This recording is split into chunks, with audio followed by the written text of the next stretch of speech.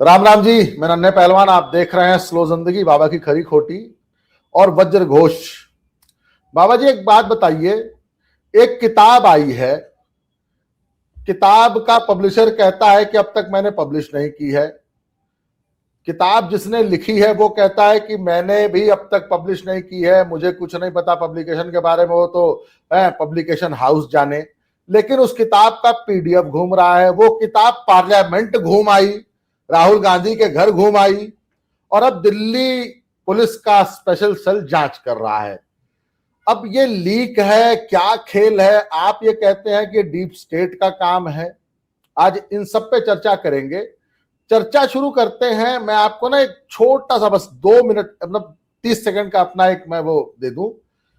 किताब का नाम है four stars of destiny, farmer army chief, मतलब पूर्व के जो आर्मी के चीफ थे, जनरल एम एम नरवणे, ये उनकी किताब है।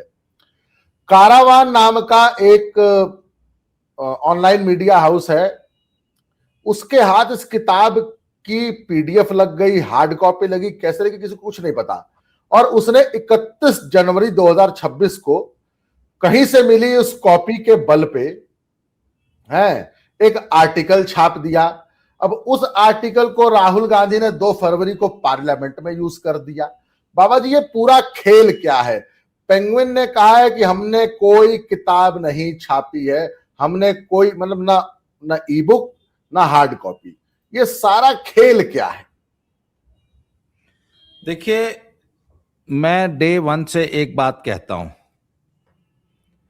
कि राहुल गांधी जो अपनी विदेश यात्राएं करता है, वो डीप स्टेट में उसके जो हैंडलर विदेश में बैठे हैं उनके पास जाता है, उनसे कोचिंग और मसाला लेके आता है, उसको इम्प्लीमेंट करता है।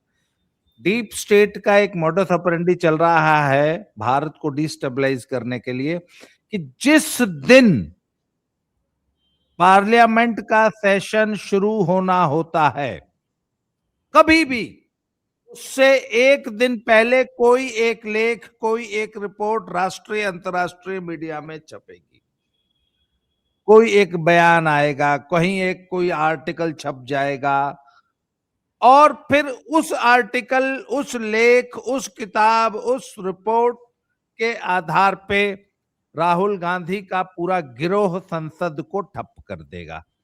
ये राहुल गांधी का मॉडस ऑपरेंडी चल रहा है। अब इस बार बजट सेशन से ठीक एक दिन पहले कारवां मैगजीन ने जनरल नरवाने की पुस्तक पर एक लेख छाप दिया।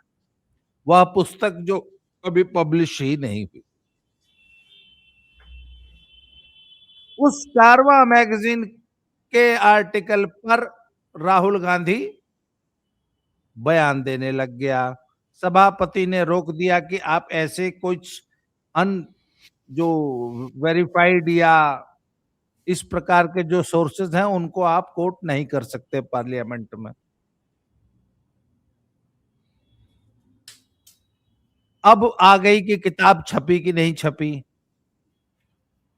तो बात यह है कि ये आखिर कारवां मैगजीन को वो मैन्यूस्क्रिप्ट आखिर किसने प्रोवाइड कराई? वो मैन्यूस्क्रिप्ट सिर्फ दो ही लोगों के पास थी, या तो जनरल नरवणे के पास या पेंगुइन जो पब्लिशर है। अब पेंगुइन का इतिहास जान लीजिए। पेंगुइन का पूरा नाम क्या है? Penguin random. Random house. वो एक्चुअली दो पेंगुइन कंपनी, रैंडम हाउस एक ब्रिटिश एक जर्मन कंपनी का मर्जर है जो ओरिजिनल जर्मन कंपनी थी कंपनी। पेंगुइन, हाँ, जो कि एक ब्रिटिश कंपनी थी। उसका मर्जर हो गया एक जर्मन कंपनी के साथ जिसका नाम था रैंडम, तो पेंगुइन रैंडम हो गई। यह एक एंटी इंडिया डीप स्टेट की एजेंट, डीप स्टेट के गुर्गे हैं ये सब। इनके पास बड़े मोटे फंड होते हैं। अभी आपने बता दिया कि बाराक ओबामा और उसकी पत्नी मिशेल ओबामा की किताब के लिए इन्होंने 65 मिलियन डॉलर्स का एडवांस दिया था। अब आप सोच लीजिए, $65 मिलियन। रुपए में कितने हो गए साहब? 550 करोड़ के आसपास आज के रेट से। 550 करोड़ रुपए का एक किताब का खाली लिखने के लिए एडवांस। उसके बाद छपेगी, जब बिकेगी तो वो 1000, 2000, 3000 करोड़ का। टोटल बाबा जी टोटल 17 मिलियन कॉपीज भी बिकी ना दोनों किताबों की मिला के। हाँ, 2.25 तो करोड़ कॉपी भी। पेंगुइन इतना बड़ा पब्लिशिंग हाउस है, उसने किताब लिखवाई जनरल साहब से, परंतु वो किताब नहीं छपी क्योंकि डिफेंस मिनिस्ट्री के एक्चुअली उसमें क्लियरेंस नहीं मिली। एक्चुअली बाबा जी आपने ना ये इतनी सी बात बता के सारा पोल ही खोल दिया। अब पोल क्या है भाई? गलवान में क्या हुआ, 65 में क्या हुआ, 62 में क्या हुआ, नेहरू के समय में क्या हुआ, 71 में क्या हुआ, कारगिल में क्या हुआ, ये सब बातें ना बहुत गुप्त थी, ये कभी खुलती नहीं थी क्योंकि कोई बड़ा आर्मी जनरल या उस वक्त का जो चीफ ऑफ स्टाफ था वो कोई किताब लिखता नहीं था। जनरल नरवाने के, देखिए मैं उनके ऊपर लांछन या टिप्पणी नहीं कर रहा हूं, लेकिन वो पहले दिन से जानते थे कि क्योंकि वो आर्मी के उन दिनों जनरल थे, अगर वो कोई किताब लिखते तो वो किताब पहले मिनिस्ट्री के पास जाती, ministry of defence, ministry of home उसको क्लियरेंस देता, उसके बाद वो किताब छपती। लेकिन जनरल साहब ने भी बहुत सारी धूर्तताएं की हैं इसमें। 2000 मैं जनरल साहब का ट्वीट आपको दे देता हूं ना, लीजिए, मैं कोई झूठ नहीं, सॉरी ये है वो ट्वीट, दिसंबर 15, 2023 को ही जनरल साहब ने अपने ट्विटर अकाउंट से ये कह दिया था, hello friends, my book is available now, just follow the link, happy reading, जय हिंद। अब इस जनरल साहब के ऊपर उंगली क्यों ना उठे? और राहुल गांधी भी उठा रहा है कि भैया जब 2023 में ही जनरल साहब ने कह दिया था कि मेरी बुक अवेलेबल है, भैया खरीदो और पढ़ो, तो कहीं ना कहीं जनरल साहब की भूमिका भी तो अब संशय में है ना। नहीं, अब जनरल साहब ये कह के, तो जनरल साहब ये कह के बच जाएंगे, वो तो प्री बुकिंग थी सर, बुक छपी थोड़ी नहीं थी, वो तो एडवांस बुकिंग थी। अब यहां पे जो भूमिका आ जाती है ना, कारवान मैगजीन और पेंगुइन रैंडम कंपनी बाबा जी, ने, बाबा पेंगुइन जी रैंडम आप ने जरा मैन्युस्क्रिप्ट लीक की। आप पहले पहले आप जरा फिर से ट्वीट पढ़िए, hello friends, my book is available now. Pre booking की तो बात ही नहीं की है। अब 2023 में उनकी किताब अवेलेबल थी नहीं थी वो तो मुझे नहीं पता, लेकिन जनरल साहब ने कहा है कि my book is available now, वो प्री बुकिंग की बात ही नहीं कर रहे हैं। तो जनरल साहब भी इस डीप स्टेट की साजिश में पूर्णतः सम्मिलित हैं।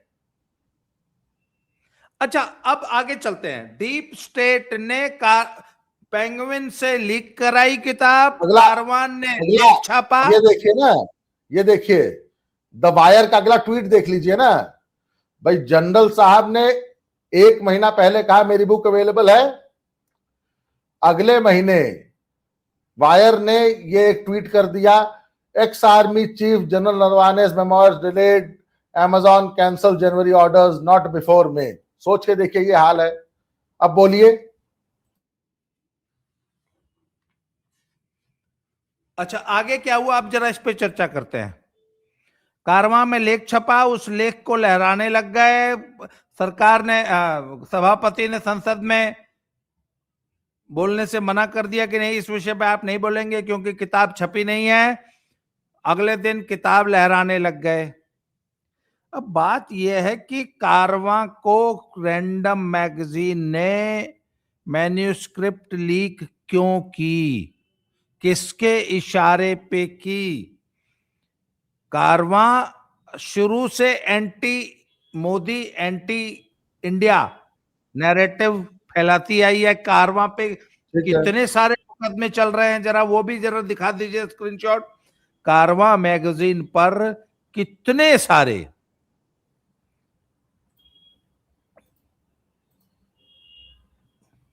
ये Karma had faced numerous defamation laws.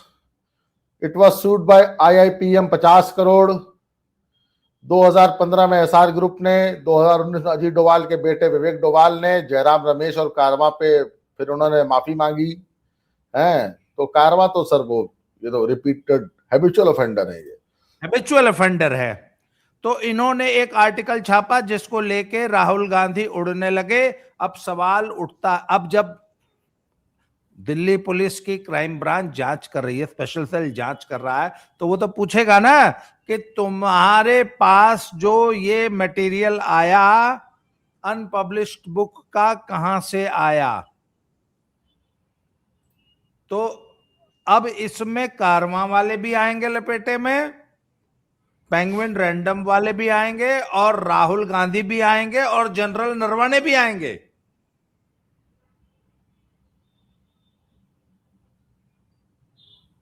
तो बात यह है कि राहुल गांधी किसके इशारे पर ये सब कर रहे थे। तो राहुल गांधी पे जो आरोप लगता है कि वो डीप स्टेट के इशारे पे काम करते हैं और भारत को डिस्टेबलाइज करने का षड्यंत्र रचते हैं, जी ये आरोप में हम सच्चाई क्यों ना माने। अच्छा, आज मेरी एक मित्र से बात हो रही थी, इन्होंने पहलवान, तो उसने पूछा कि ये बार बार विदेश क्यों जाता है। मैंने कहा भैया बात यह ना कि ये जाता है अपने हैंडलर से लेने ट्यूशन।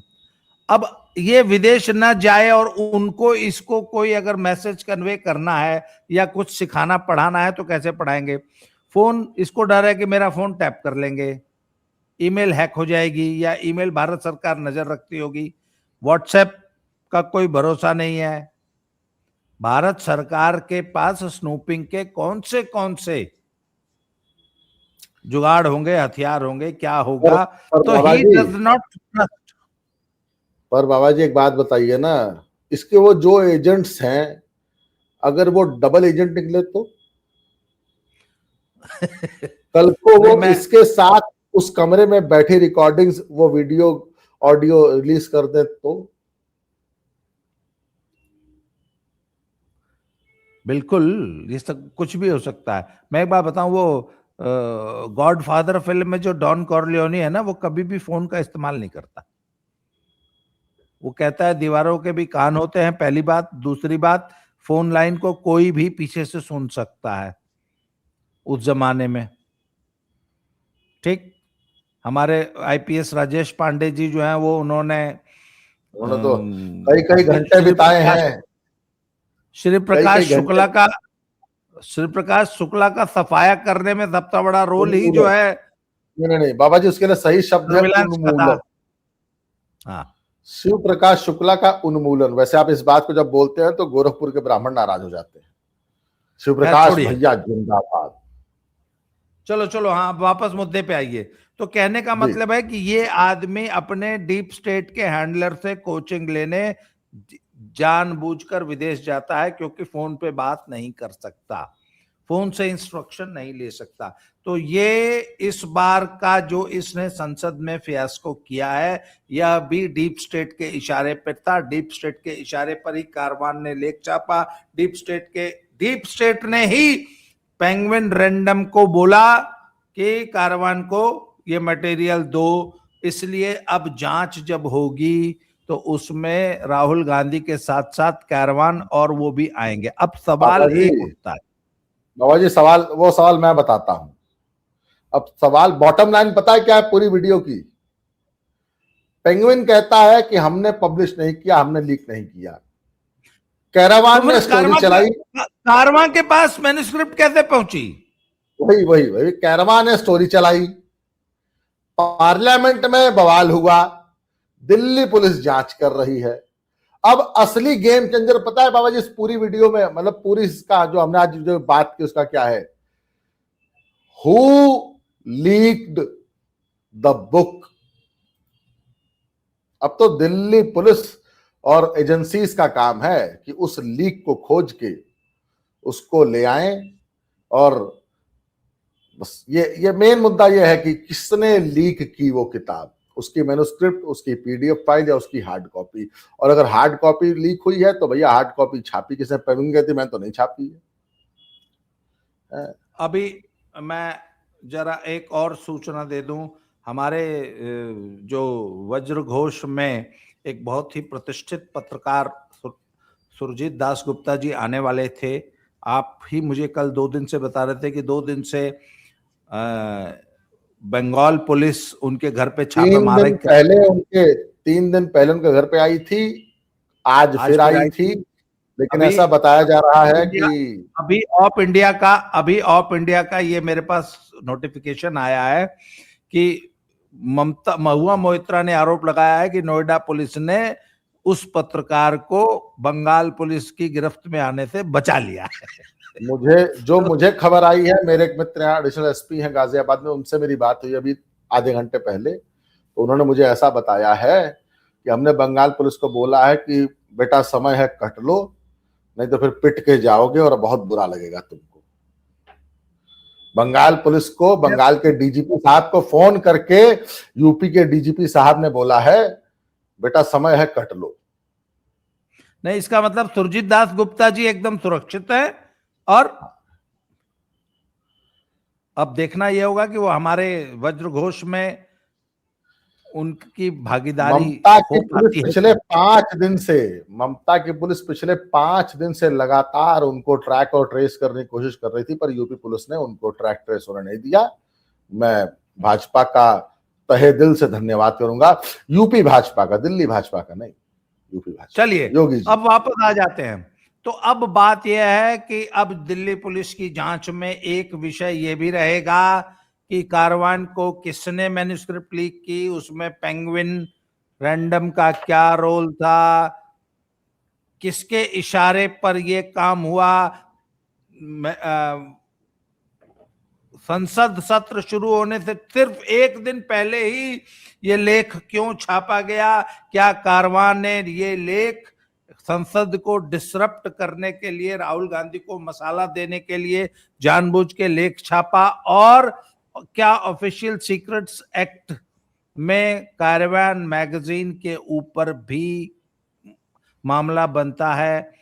क्या भारत सरकार कैरवान को भी इस बार रगड़ देगी या रगड़ सकती है? और राहुल गांधी के पास से वो पुस्तक जो कि वो दिखा रहे थे, वो असली पुस्तक थी, नकली थी, क्या थी, डमी थी, पायरेटेड कॉपी थी, या सिर्फ कवर था, उसके अंदर ब्लैंक था सब कुछ? ये तो अब दिल्ली पुलिस ही इसका खुलासा करेगी। बाबा जी, अब तो सरकार के पास मौका है कि वो जो कुछ लोग हम लेके रहेंगे आजादी, भारत तेरे टुकड़े होंगे, वो जो गैंग था वो कई साल से जेल में है ना, तो वो पेंगुइन और कारवान, इन दोनों के हैंडलर्स को भी उस दशा में पहुंचा सकते हैं। मौका पड़ा है, बाकी मोदी जी है कुछ भी तो कर आज की चर्चा को हम समाप्त करते हैं नन्हे पहलवान। बहुत बहुत धन्यवाद। जय श्री राम। हर हर महादेव। हर हर महादेव।